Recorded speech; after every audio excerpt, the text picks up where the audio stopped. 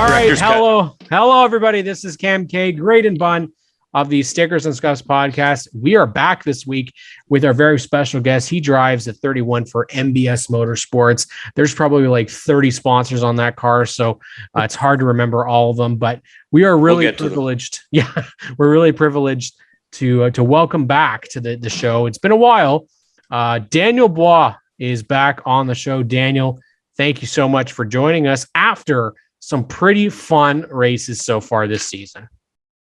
Yeah, thanks for having me, guys. I'm excited to be back. It's always good to chat and tell some stories and have some fun. We definitely have to tell some stories, man, because when we had you on before, our good buddy Graydon was on vacation, so he wasn't able to be a part of the show. I know he's been itching to get you on the show and to chat with you because you have been, you know what?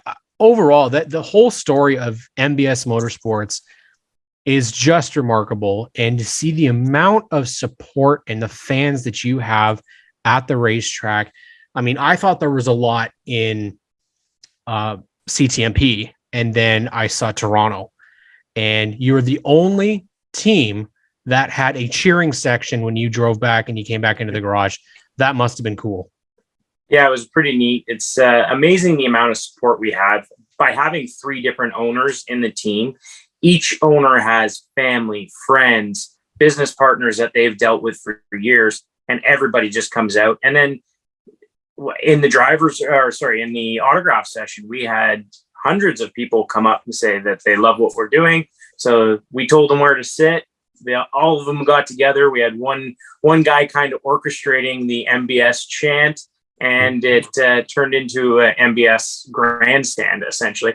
I'm just sad I didn't get a chance to hear it because I was strapped into the car waiting for driver intros and things like that. But my wife was up there, and she told me it was quite spectacular. At first, she couldn't understand what they were saying, and then somebody explained it to her, and it was pretty good. It's got to be a great feeling for one, being able to give your team a shout out and stuff. But I mean, in terms of solid performances, you guys are batting 1,000 this season. Tell us about MBS Motorsports and what the 2022 goals are, and are you exceeding them, and have you set more of them? Yeah, it's if you talk to different people on the team, they'll give you different answers. So right. For me personally, I'm really competitive. I'm frustrated with both of our finishes, actually. I think personally, I felt like I could run up front or near the front in both races, and felt very comfortable there. And then the finishes just didn't happen for me, and so I'm frustrated by that because I want to give the team better finishes. Now the team, the owners, they're over the moon excited and happy about just how well we're running. And I'm sure you know from following the series for so long that it's very rare to have, a team that is 100% rookies. Like none of these guys that are on the team or the ownership group have had anything to do with this style of motorsports before. We have a crew chief, Jay Fredericks, who's got a lot of experience with TA2. He's got some Pinty's experience as well. So we do have a very good crew chief on that side. So, I expect the car to be good, and I feel like I should be good. But from the rest of the team, they're complete rookies. And for us to be running as well as we are, it, kind of doesn't usually happen every day, right? You usually need to be a rent-a-ride with one of the big teams, or essentially be one of the big teams. So it's a nice feeling. It has to be. And I mean, that's the thing for fans like Cam and I, and so many of us that tune into us, that we're really thankful for. I mean, we understand what's happening with this MBS team. Like you said, this shouldn't necessarily happen the way this is happening. And you've been really great with your time after the races, talking to us, and we can tell. I wasn't there for the Toronto race, but I mean, we could tell when, I mean, you gave a great interview, but we know you wanted more. You were hoping for more, and that's just like you said, being a competitive driver that you are. You're always digging for more, and you're looking forward to your next race. Do you know when that is for sure? Yeah, we plan on running CTMP on Labor Day weekend, and as a team, we were thinking about doing Trois Rivières. That was something that was definitely on the table, but again, that's what I was fishing for. Yeah, being such a small team, we only have one motor, one transmission. Yeah. And the deal I made with these guys when we started to do this program is we weren't going to spread ourselves thin anywhere. We wanted, if we're going to show up to the track, we don't want any built-in excuses. If we show up, we should be able to compete up front, or we shouldn't be showing up. And that was kind of the deal we all made. I said, I'm kind of later in my career. I'm getting up there in age now. And I said, I don't have many opportunities in good rides anymore. So I would rather put all of our eggs into CTMP and try to get the best finish possible. The last thing we want is to go to Trois Rivières, say something happens with a motor or a transmission, and we're behind the 8 ball for CTMP, because obviously CTMP is where I make my living out of. I work there as a driver coach and run a lot of programs out of there. And I just essentially live there. I spend most of my days of the week there. So if we had a chance to pick one of the two, it would be CTMP and put all our eggs into that basket. New team, but veteran decisions. It sounds like a good choice. Thank you. Yeah, it's something that's very, very interesting, because we hear a little bit about this type of decision making in being in the garage and having a conversation with you talking about this. Obviously the decision, and it's obviously not an easy one, because GP3R is a huge deal, but making that decision, it shows to me, and I'm not sure about this, and I would imagine this is the idea, but you guys are not in this for one season. You're planning ahead in a future. Is there an outlook that you guys see potentially to be more than just road course and street course, and that you will eventually move to ovals? Well, yeah, I get teased almost every day about the last time I had an interview with you guys at CTMP, and I said I wanted to be on an oval, and my ownership group rides me every day about that. Hey, you gonna ask for an oval car today? So we joke around about that. That is the ultimate goal, to do that. But again, we don't want to get the cart before the horse, and we just want to build progressively and the right way. And that all started from, buying the proper car, buying a car from 22 Racing, making sure we did all the things the right way. We don't want to just go in, buy a bunch of stuff, and some of it might not be any good, and then go out there and essentially run like crap. So we want to build the right way and do it the right way. So this year we only had set out to do the 2 races. Toronto was a surprise to me, and the ownership group just said that we got to do it. Let's do it. CTMP in the fall has always been on the cards.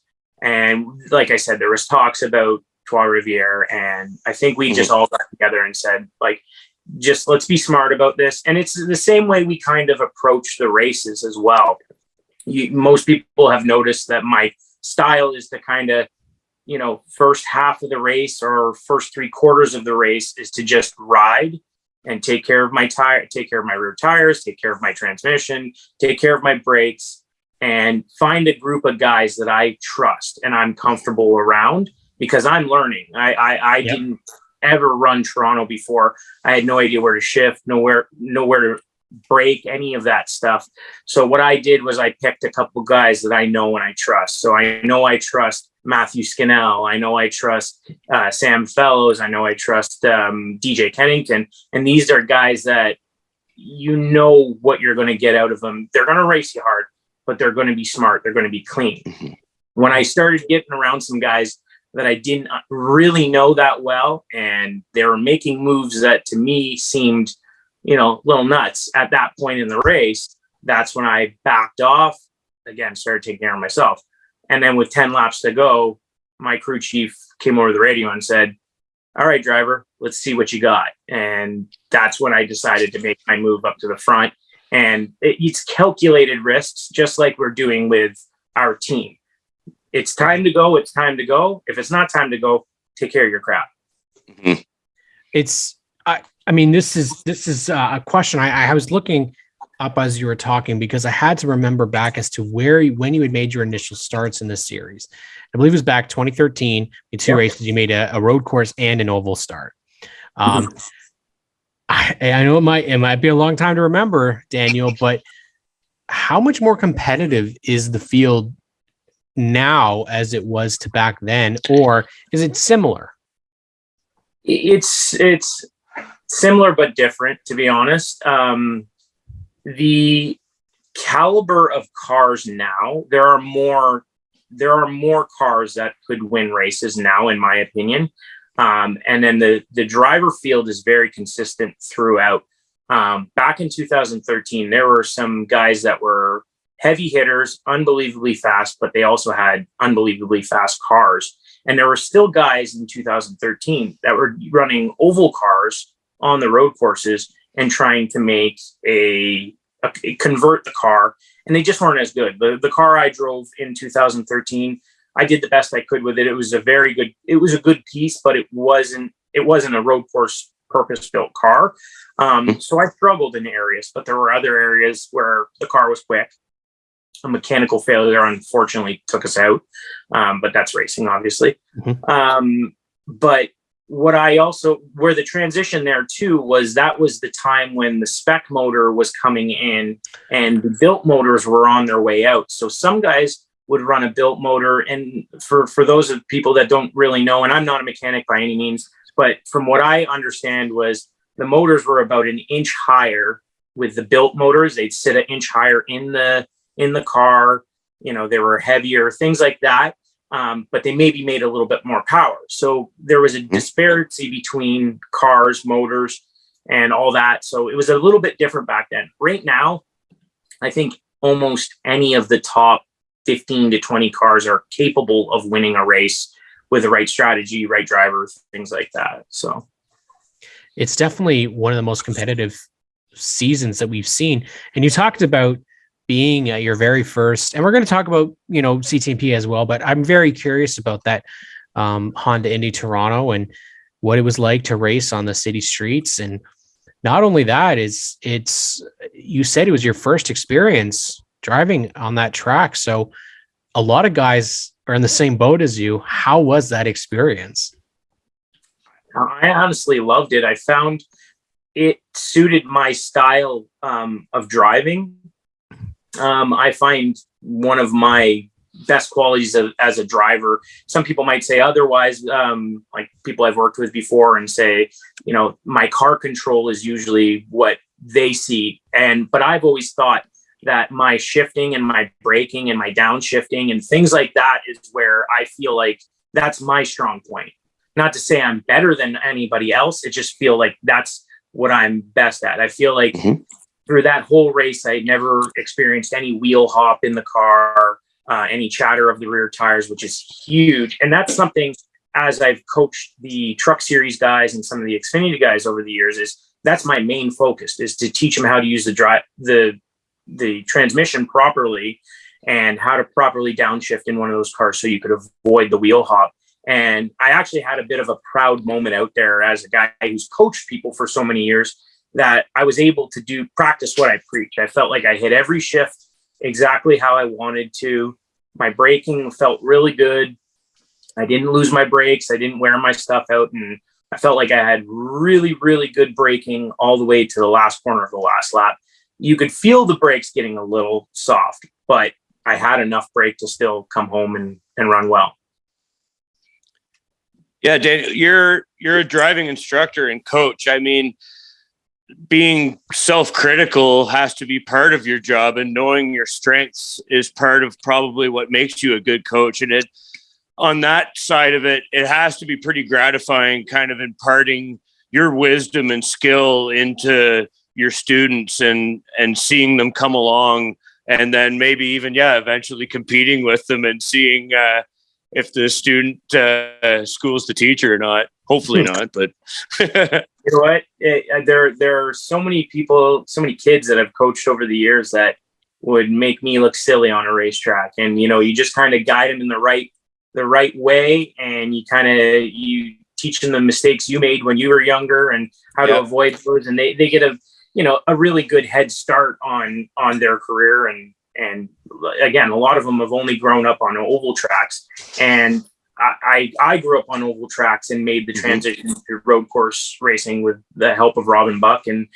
guys that I've worked for over the years, and has been my mentor. And actually, Robin, I have to give him a big shout out. He was there at the Indy with me the whole weekend and spent a ridiculous amount of time just chatting with me. And Robin mostly was just there building my confidence, saying, you're fine. You don't have to worry. Don't worry. You're going to be fine. Like, you know what you're doing.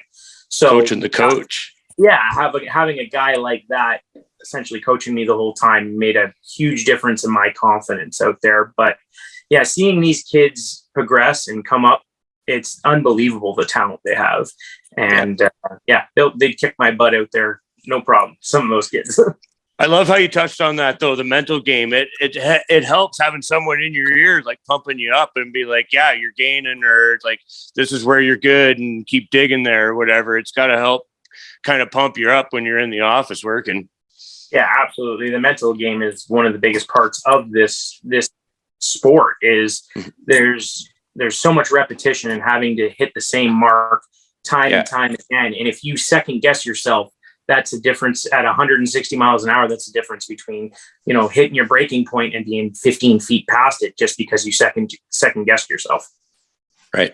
One of the things that I'm very curious on, Daniel, is I know you had said that, and before we wrap it up here, I'm very curious because you'd said that, those results that you got, you weren't really happy with the finish at the end. But when you look at the season as a whole, and yes, you still have one more race to go, to where you guys thought you would be, is this season a success so far to you? Or is it down the middle? Or is it something that you really need to improve on? It's tough to say. Like, again, I'm so competitive. I want to finish up where I was running in both races. So for the first race, we were beside Tag when we ran out of fuel, and we know where Tag finished in that race. So that's a frustrating feeling as a driver. You think about that every day, right? It just goes through your mind. And then same thing with the Indy, sitting in fourth and staring at a top five at a track you've never been to finish there would have fulfilled my season goals. Yeah. But in a whole, with our race team, I don't think we expected to run as well as we have. So we have to take the positives from that and say, okay, we have performance. Now we need to get these finishes. So there is taking the positives, but there's also saying, let's get some finishes here. Maybe I need to be smarter in certain situations and realize that, I could see, I got aggressive guy behind me, maybe move out of the way, let him go in that situation. I don't know. I've got to work on that part. And then the team said the same thing. The joke now is, don't worry, you're never going to run out of gas again because I'll never let them live it down. They'll never let me down again. So you learn from those things, right? But that's kind of the way it goes. One of the things that we are very privileged by is that MBS Motorsports, your whole team has been super friendly to us, and you guys ran our decal no problem. And you even, as you said in our post-race interview at the Indy, our sticker got scuffed, and you did us very good by that, and asked if we would be willing to come if we had any more decals for you. And we were definitely on board with that. And I know there's a lot of people in this series that we absolutely gravitate to, but for a brand new team, for what you guys have done and the humbleness that you guys all have, I think all we want is for more success. And I know you have a lot 705, baby. That's right. two Bracebridge boys. Definitely gotta have that connection there. But if there's we're going to give you that opportunity. Prior to the season, we weren't able to thank your sponsors because they weren't announced yet. So let's take the opportunity and thank who got you to the racetrack this year. Yeah, so it's, as you said before, there's a ton of logos on the car, and it's kind of the way it works is it all stems from the ownership group and their partnerships with people they've worked with over the years. So with Donnie Beatty, who is our our head mechanic, one of the owners of the team. So his garage sacrifices a lot for us to be able to run the race cars through there, and for them to essentially shut the shop down when the car has to be ready to go to the track. So Beatty Brothers Garage out of Oshawa, they've been instrumental. Don Butt Auto, as you can see from Mosport, when we were hit by the tow truck after the race, there was a ton of damage to the back of the car. I'm actually still dealing with pretty bad neck injury from that situation, and but Don Butt Auto has saved our butts by rebuilding the car, repainting it, redoing all the body work on it. So that's been amazing for us.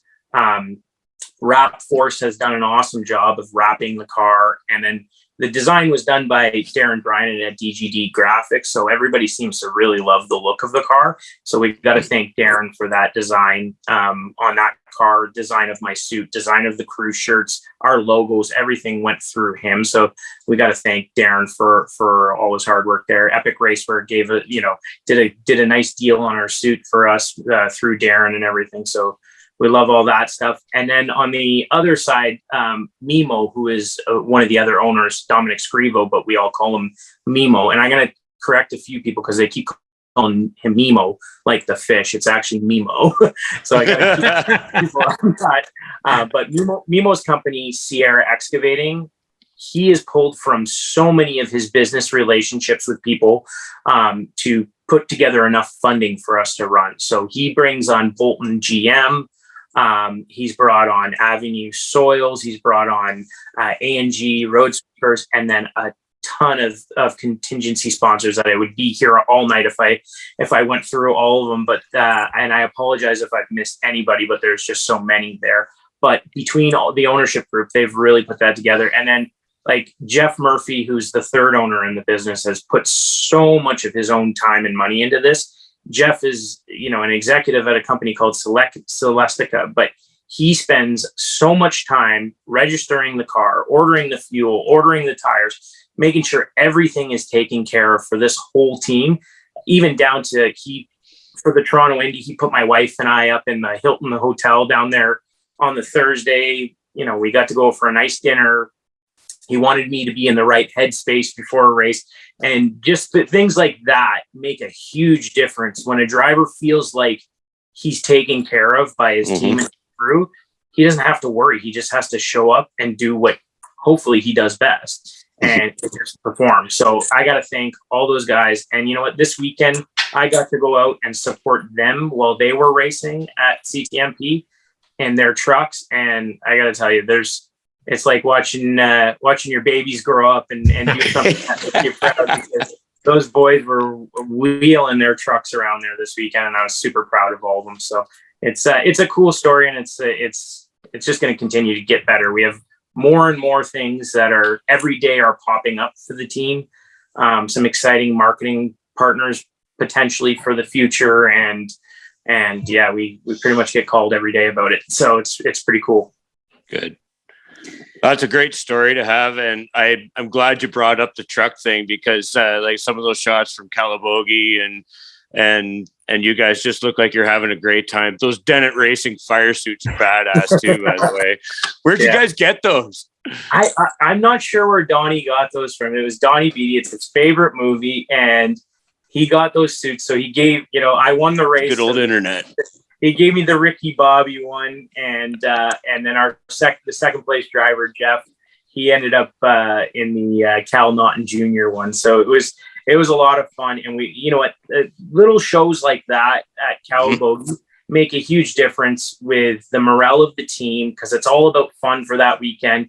The Calabogie loved it. Jay Fredericks, who's based out of there, our crew chief, owns a shop out of their Power Sport Garage, which I have to give him a shout out. He brings us all in, and we run the V8 Thunder Series there. And I'd love to get you guys up there to see it one day, where it's just a bunch of TA2 cars, a bunch of old stock cars. I think there's a DEI old Cup Series car there that runs, and then Donnie's truck with, an FR9 980 horsepower truck series truck there. It pretty much will spin the tires all the way around the track. So it's just quite a show. It's not about the competitions. It's more just about hearing a motor rev at 9,500 RPM up the back straightaway spinning the tires. So it's pretty cool. Oh man, looks like a ton of fun. Daniel, thanks a lot for your time, man. I'm glad that we got to align our schedules and get on the same episode here with Cam. Cam. Yeah, no, it's we, like I said, we're extremely thankful, and we absolutely love all of your team. They're, like I said, some of the friendliest people in the garage, and we really do hope to see more of you guys at the racetrack next year. Obviously, I know it's a work in progress, but for what you've done in just such a short amount of time is quite remarkable. I mean, you mentioned earlier, we don't see stuff like this happen on the regular, so it's and I'll be honest with you, the autograph session in Toronto, it shows a lot about the personalities of the drivers. And then there's people that just you want to see in this series because of how they interact with the fans.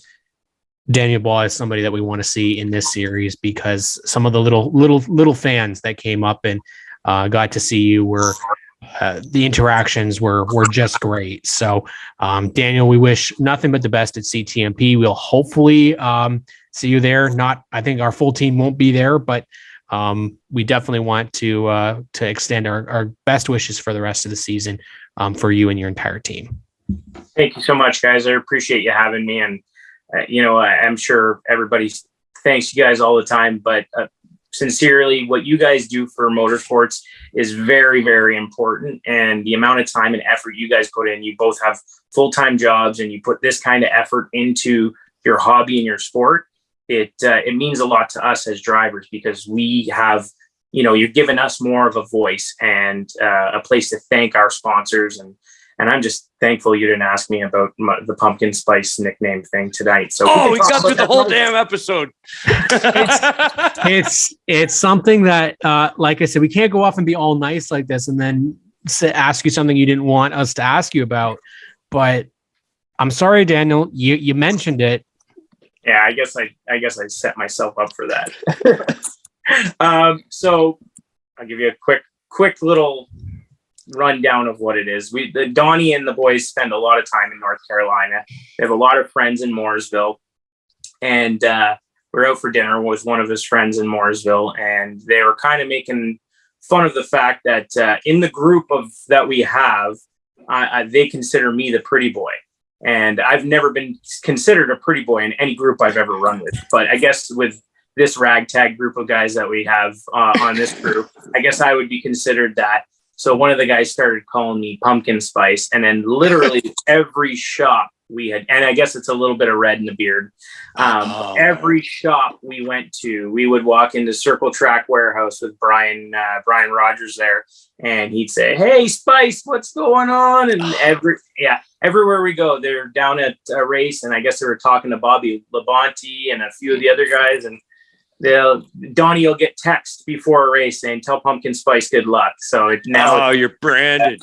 And yeah, you'll see my pit board now. The boys have it as a 31 pumpkin. So I guess it's stuck, but I guess you could be called worse. I always tell them I could be called worse by better. So there you go. We need to get Jay and the team to make sure that the name is changed on the top of the car, so it says pumpkin spice Bois at the top. I think that'll go very well. But we're gonna wrap it up.